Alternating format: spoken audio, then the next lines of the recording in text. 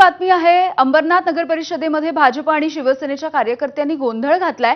भाजप आणि शिंदेंच्या शिवसेनेच्या कार्यकर्त्यांनी एकमेकांच्या विरोधात घोषणाबाजी देखील केली आहे। भाजपच्या महिला कार्यकर्त्यांनी गद्दार गद्दार असं म्हणत शिवसेनेच्या कार्यकर्त्यांना डिवचलंय।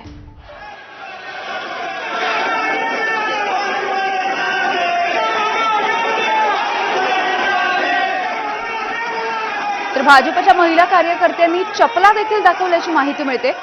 अंबरनाथ नगर परिषदेमध्ये भाजप आणि शिवसेनेच्या कार्यकर्त्यांचा हा गोंधळ बघायला मिळतो आहे। एकमेकांच्या विरोधात इथे जोरदार घोषणाबाजी देखील झाली आहे।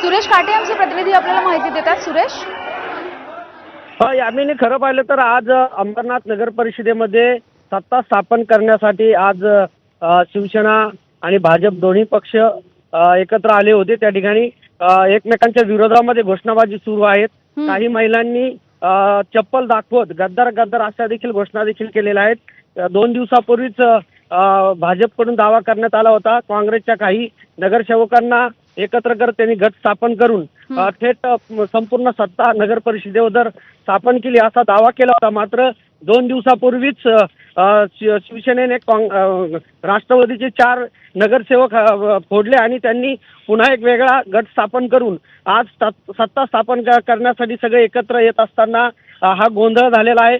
मोठ्या प्रमाणात हा नगर परिषदेमध्ये गोंधळ पाहायला मिळतोय।